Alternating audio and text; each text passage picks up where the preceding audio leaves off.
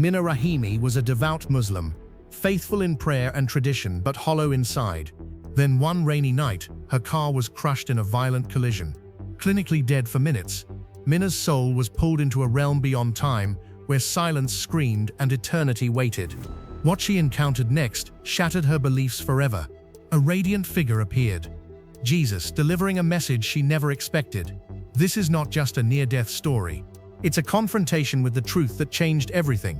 Hold on a minute. If you have not subscribed to our channel, do well to subscribe, like, comment, and share videos of this channel, and don't forget to turn on the notification bell. My name is Rahimi Mina. I'm 28 years old, a school teacher living in Kaduna, Nigeria. To most people who know me, I'm a devoted Muslim woman. Covered, respectful, disciplined. I say my prayers 5 times a day, fast during Ramadan, and read the Quran. I don't cause trouble, I do what is expected. But inside, something feels wrong. It's hard to explain. I've followed the rules all my life, but I don't feel close to God. Not really. There's this quiet ache in me, like I'm missing something I can't name. Sometimes during prayer, I speak the words but feel no connection. Just silence. I've asked myself, is this what faith is supposed to feel like? Just discipline and duty without joy or peace? Lately, I've been having strange dreams, always the same themes: light I can't describe, water flowing endlessly, and a voice I can't hear but feel. It happens almost every week now. I wake up breathless and confused. Once I told my cousin and she warned me not to think too much about dreams. Shaitan plays tricks, she said, so I stayed quiet after that. I've tried to suppress the questions building up inside me. Questions like, why do I feel so distant from God? Why do I never feel forgiven or known, only watched? Why am I so afraid to speak honestly even to Him? But in my family there is no space for doubt. You obey, you trust, you don't question. If something feels off, it's your fault. You're not praying enough or fasting enough. Maybe your heart is impure. So I kept my doubts hidden. I smiled when I needed to. I dressed the right way. I taught the right things. I stayed in my lane. But I knew I was drifting. Something in me was growing cold. I started going through the motions, barely feeling anything. I prayed with my lips but not with my heart. I read the Quran but the words didn't sink in like they used to. And still the dreams came, more vivid, more persistent. One night, after another restless sleep, I sat on the floor of my room, turned off the lights, and whispered into the air, God, if you're really there, if you see me, please do something. I didn't expect an answer. I just wanted to be heard. What I didn't know was that everything in my life was about to change. It was raining hard that night. I had stayed late after work to help a student finish an assignment, and by the time I got into my small car, the roads were already slick with water. The wipers moved back and forth like a heartbeat, steady but too slow to keep up with the downpour. I was tired, physically, mentally, spiritually. My eyes burned from lack of sleep, and my mind was heavy with thoughts I couldn't untangle. I remember gripping the steering wheel and whispering a quiet prayer, not a formal one, just a soft, broken plea. God, I don't know what's happening to me. I don't even think I finished the sentence before it happened. A loud horn, bright lights, a lorry came out of nowhere, swerving, massive, impossible to dodge. In a flash, it slammed into the side of my car. There was the shattering of glass, the sickening crunch of metal, and the high-pitched scream of tires skidding across wet asphalt. Everything spun, the world blurred, blue and black and silver and red. Then there was the jolt. My head hit something. My chest felt crushed. And then, stillness. I wasn't in the car anymore. I was above it, floating, watching. My broken body was twisted in the wreckage below, blood on my forehead, my hands limp. I could see people running toward the scene, shouting, calling for help, but I felt none of it. No pain, no fear, just a strange sense of detachment, like I had been cut loose from everything that held me to the earth. I tried to speak, but nothing came out. I wasn't breathing, I wasn't blinking, and yet I was still me. Then the light began to fade, not the lights from the cars or the city, but the light inside me. It was like a slow pulling, like I was being drawn into something deeper, darker. I wanted to scream, but I couldn't. I was gone. I woke up, but not in the way I expected. There was no hospital, no bright lights, no beeping machines, just black, total, endless black. I couldn't see my hands. I couldn't feel my body. It was like I existed, but only in thought. No air, no ground, no walls, just a thick darkness that felt like it was alive, pressing in from all sides. At first, I didn't panic. I assumed I was dreaming, maybe in a coma, maybe unconscious. But time kept going, if there even was time, and nothing changed. I called out, hello? My voice didn't echo. It was like the darkness swallowed it whole. So I called again, louder this time. Is anyone there? Still nothing. Then my voice came back to me, but not how I said it. I heard myself weeping, not as I was now, but as a little girl, a scared, lonely cry I hadn't remembered in years. It broke something inside me, and then silence. I tried again, this time whispering the name I had always trusted, Allah. No answer, not even a sense of presence. Nothing moved, nothing shifted. The silence after that prayer was the most terrifying thing I've ever known. I floated, though I don't know how I knew I was floating. I had no body, no direction, just awareness and fear. How long was I there? It could have been seconds. It could have been hours. It felt like years. My mind began to race. I remembered the accident. I remembered the moment I saw my body from above. And that's when the thought hit me. Am I dead? The idea sat heavy in me. I didn't want to believe it. I didn't feel ready. I didn't feel finished. But if this was death, why was it so empty? Where was the peace I was promised? Where was the light? Where was God? The fear turned into something deeper. Not panic, but sorrow, regret, and a strange kind of knowing that something had been missing in my life all along and I had ignored it. Just when I thought I couldn't take the silence anymore, something shifted. A light appeared in the distance. At first it was small, like a single star in a black sky, but it grew quickly. It wasn't like any light I had seen. It didn't hurt my eyes. It didn't come from any source I could understand. It just was, pure, alive, and somehow warm. The moment the light touched me, everything inside me opened up. I didn't feel judged. I didn't feel afraid, but I felt seen. Deeply, completely seen. Then came the voice. Not from outside, not through ears. It spoke inside me, like a wave of thought that carried peace and truth all at once. You've been searching for me. I didn't understand. The voice was gentle, but there was no denying its authority. It felt like it had known me my whole life. Who are you? I asked, barely forming the words in my mind. The answer was simple, but it shook everything in me. I am. It was the same name I had heard before in teachings, but never like this. It carried weight. Eternity, power.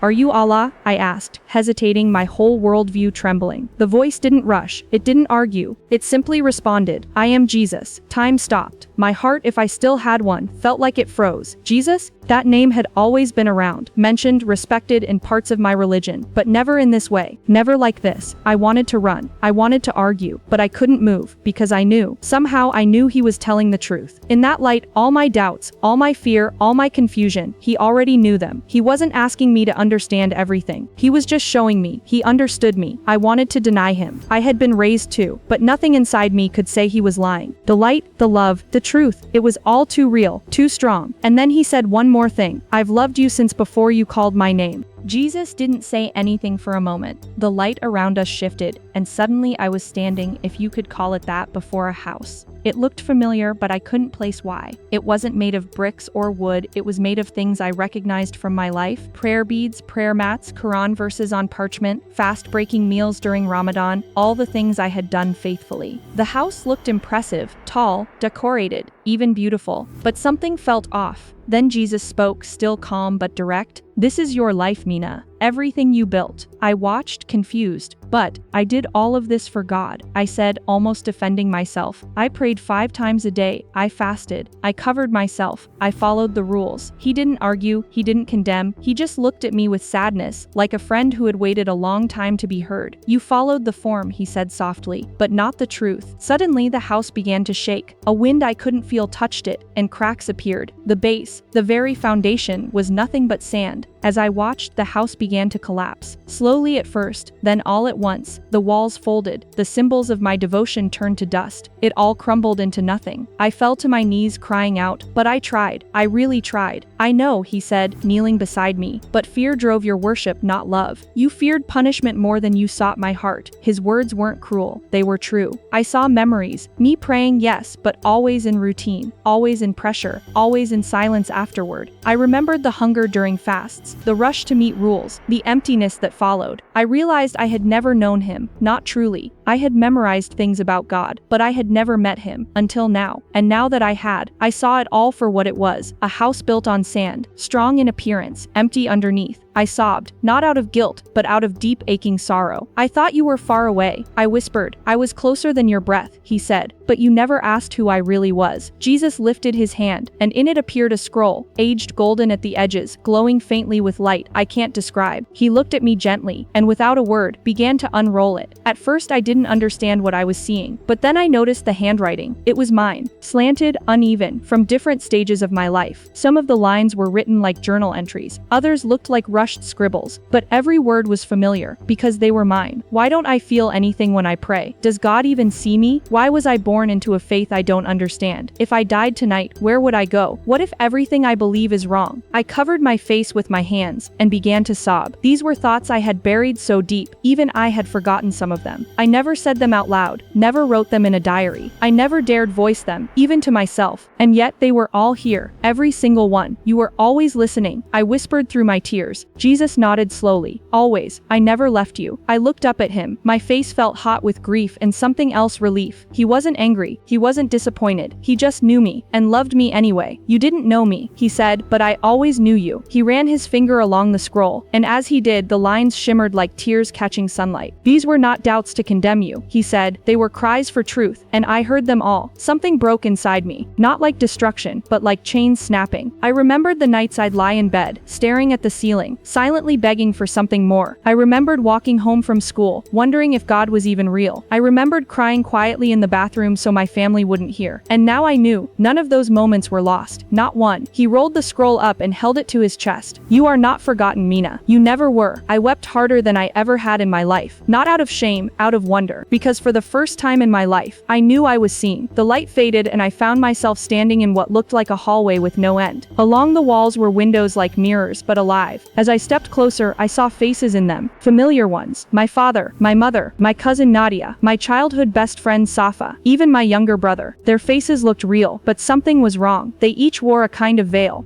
Not a literal cloth, but something that covered their eyes and twisted their expressions. I could still recognize them, but their faces were tense, hardened, full of fear. Some were angry, others looked tired, but all were hiding. I reached for the glass, heart pounding. Let me go to them, I begged. They need to know you. They need to see what I've seen. Jesus stood beside me. He didn't look at the windows. He looked at me. They are not your enemy, he said gently. Fear is. I turned back to the faces. I understood what he meant. The anger I'd seen in them wasn't truly theirs. The coldness, the silence, the resistance to anything outside tradition, it all came from fear. Fear of shame, fear of truth, fear of losing what they were told was the only way. My brother's face broke me the most. He always looked up to me. I had told him to pray, to obey, to never question, but he was drowning behind that mask. I could see it now. I want to tell them, I whispered. Please send me back. I need to show them that you're real.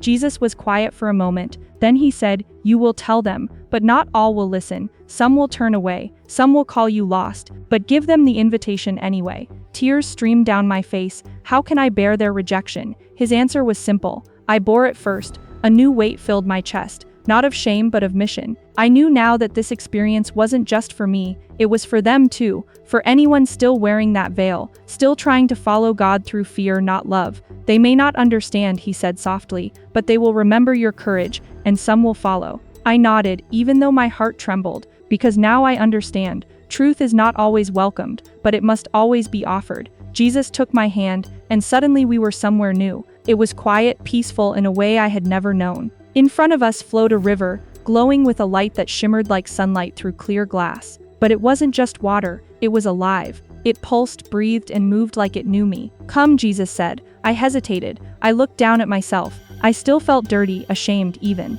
After everything I had seen, I didn't feel worthy to walk beside him, let alone step into something so pure. I'm not clean enough, I whispered. He turned to me, eyes kind but strong. That's what the river is for. Tears burned my eyes as I stepped forward. The water met my feet and rose slowly around me. It was warm, not in a physical way, but in a way that reached deep into places I didn't know were cold. I felt things break off, weights I had carried for years, fear, guilt, lies I had believed about who I was and who God was. I sank to my knees in the water. Images flashed before my eyes, moments when I had tried to earn love by obeying perfectly, moments I had hidden my questions out of fear, times I had wondered if God even saw me. All of it washed away. The water didn't just clean, it healed. Then I saw my reflection. It was me, but it was different. My face wasn't tight with worry. My eyes weren't heavy with shame. I looked whole, loved, free. This, Jesus said, is what I made you for. Not performance, relationship. I broke. I wept openly. He didn't just want my prayers. He didn't just want my obedience. He wanted me.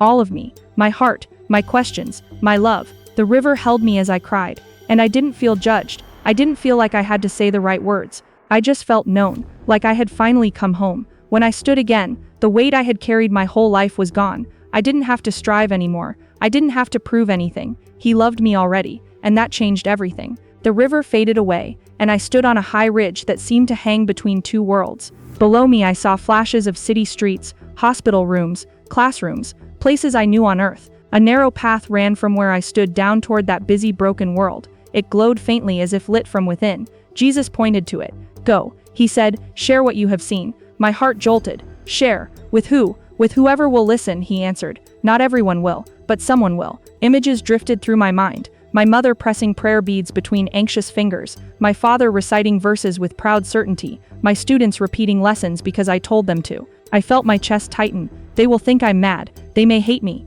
He looked at me steady and calm. Truth often meets resistance, but it never returns empty. I trembled. What if I fail? What if my words push them farther away? He stepped closer. The warmth of his presence wrapped around me like sunlight. You carry me, he said, tapping his hand gently over my heart. Not the outcome. Your task is to speak. Mine is to reach. The simplicity of his words struck me harder than any sermon I'd heard. I didn't have to argue with people. I didn't have to force proof. I only had to be faithful. Tell the story, show the love, leave the rest with him. Still, fear lingered. I don't know enough, I whispered. I haven't studied. I haven't even read the whole Bible. He smiled, almost playfully. You know me, start there. The ridge beneath my feet began to glow brighter, and the path downward beckoned. I realized it was time. I felt torn, one part longing to stay in this pure light forever, another part burning to bring it home. He placed his hand on my shoulder. I will never leave you, he promised. When you speak, I speak. When you are weak, I am strong. Walk the path, Mina. Just be faithful. I nodded, still shaking but somehow steady inside. With one last look at his eyes that held all the love I had ever searched for, I turned toward the path,